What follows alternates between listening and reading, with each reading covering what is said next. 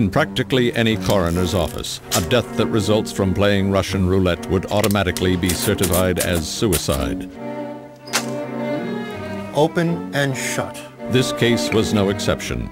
But because of a special interest on the part of the insurance company in this type of death, a man voids his life, we void his policy. Case file 3547J was turned over to the suicide team for investigation.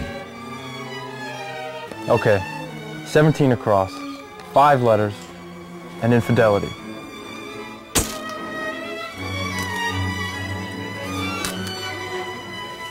It was ascertained that the victim, a 28-year-old male from Seneca County, was an Army veteran who had a collection of revolvers, which he kept in perfect operating condition. It was determined from his best friend that the victim's favorite activity at parties was to play Russian roulette. He was a showboat. Something he had done literally dozens of times in the preceding few years. At this point, the suicide team wondered about the psychology of a man who would behave in such a fashion. Was he psychotic, or was he intent on killing himself?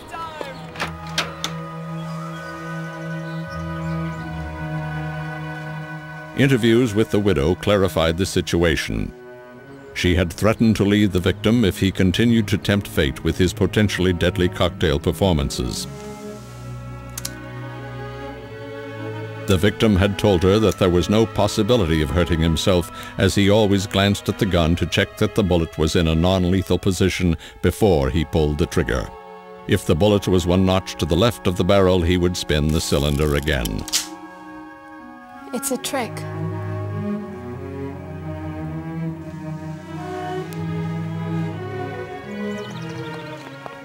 As far as anyone could tell, there had been no suicidal ideation.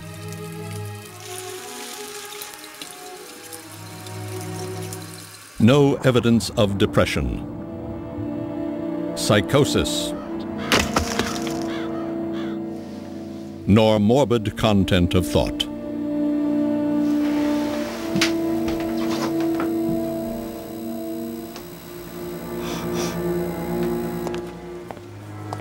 The victim had not even seen live combat while in the Army. So then, what had happened? The suicide team knew that the death had occurred in someone else's home. Interviews developed the information that he shot himself with a revolver that was not his own. I didn't even know we owned one. But belonged to the host of the evening.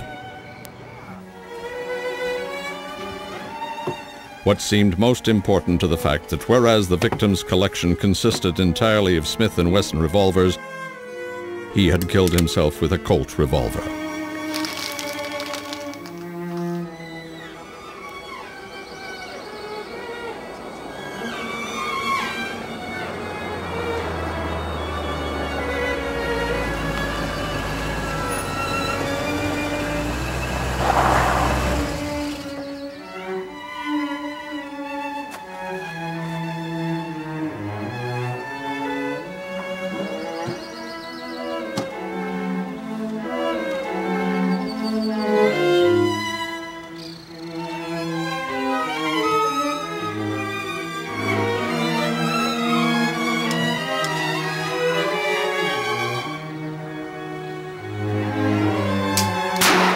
The actions of the two guns are different.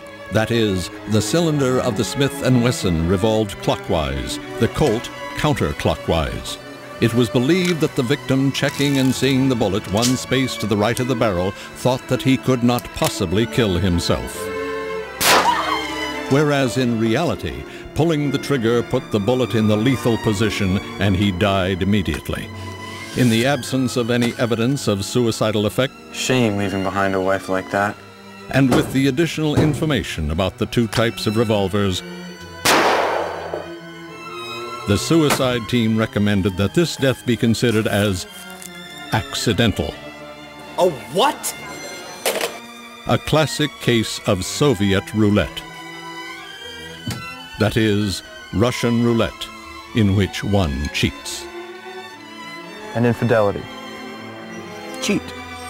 C-H-E-A-T. It's a trick.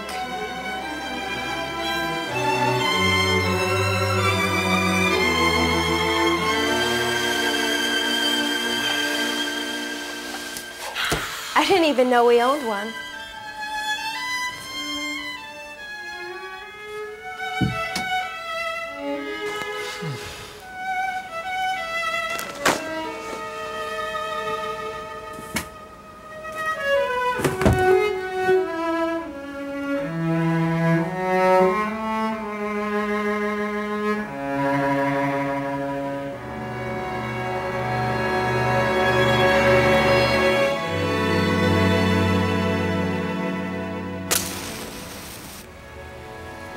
He was a showboat.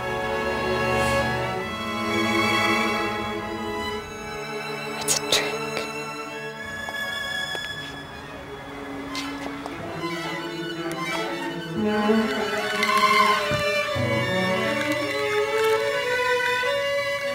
Darling, would you fetch me a napkin? Oh, let me. No. I'll do it. They're in the kitchen drawer.